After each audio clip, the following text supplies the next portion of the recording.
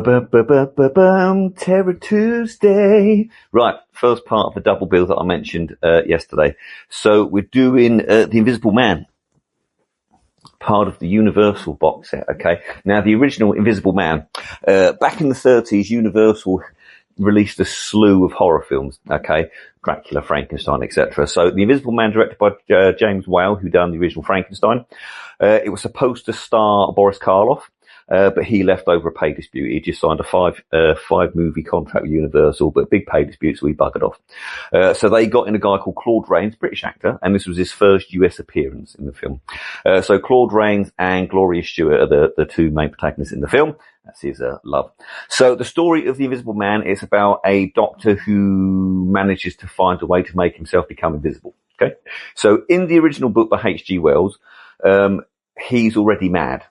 But in the movie, they changed it and tweaked it slightly, so it's actually the drug that he takes makes him mental, rather than him being already a little bit crazy. Okay? So that's the premises of the film. So originally, Universal bought the rights to the book from H.G. Wells, which was written in 1897. They bought it in 1930-something, for $10,000. And at the time, it was quite a big thing for Universal because of the Depression in the early 30s. Universal didn't have their own cinematic chain of theatres, so they were really struggling money-wise. And it was The Invisible Man that actually saved the studio from going under and managed to turn them into what they are today, the massive movie company that they are. But they nearly went bust back in the 30s. So the film itself, like I say, it's probably my favourite of the Universal monster movies because Claude Rains in it is just brilliant all the way through. The character that he plays, like I say, he goes slowly insane during the course of the film, the stuff that he's taking to keep himself invisible.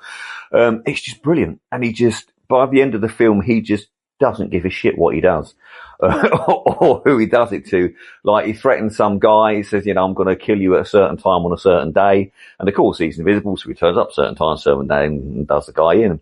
But it's just great. It's really, really well done. I know it's black and white, so it's going to be shot, and a lot of people don't like black and white movies, but you miss out on so much if you don't like black and white films.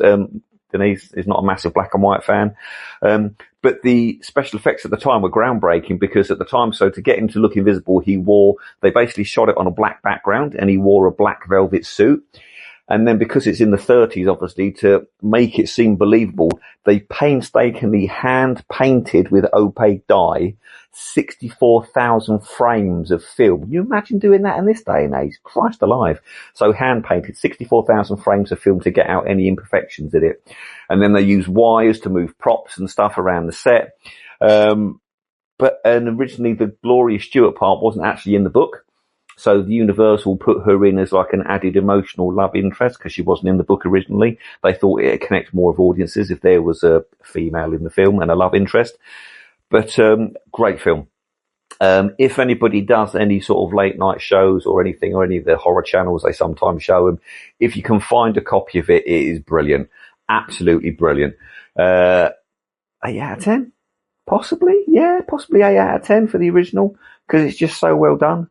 But that's The Invisible Man Part 1. As I did say, it is a double bill. So I'll be back later on with Part 2. And yes, it will be the film with the same name.